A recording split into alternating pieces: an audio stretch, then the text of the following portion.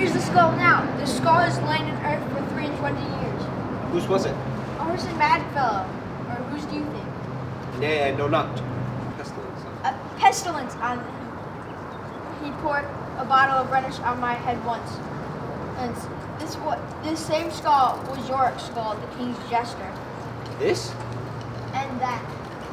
Alas, poor Yorick. I knew him, Horatio. A fellow of infinite jest, a most excellent fancy. He hath borne me on his back 1,000 times. Now how bored of my imagination it is. My gorge rises at it. He hung those lips that I have kissed, I know not how oft. Away your jibes now, your gambols, your flashes of merriment that were wont to set a table on a roar.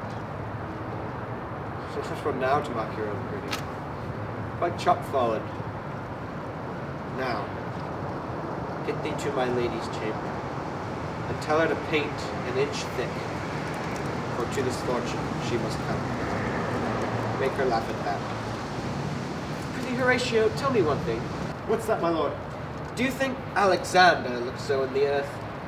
E'en so. And smelt so? Yeah, e'en so, my lord. What base uses we may return, Horatio. Why may not imagination trace the noble dust of Alexander till we find it stuffing a bunghole? 'Twere to consider too curiously, to consider so.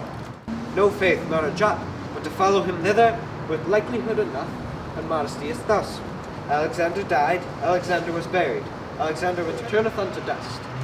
Of earth is dust, of earth we make loam, and why of that loam, of which he were to converted, might they not stuff a beer barrel? Imperious Caesar, dead and turned to clay, might stop a hole to keep the wind away, or that earth that kept the world in awe, might patch a wall to expel the winter's flaw.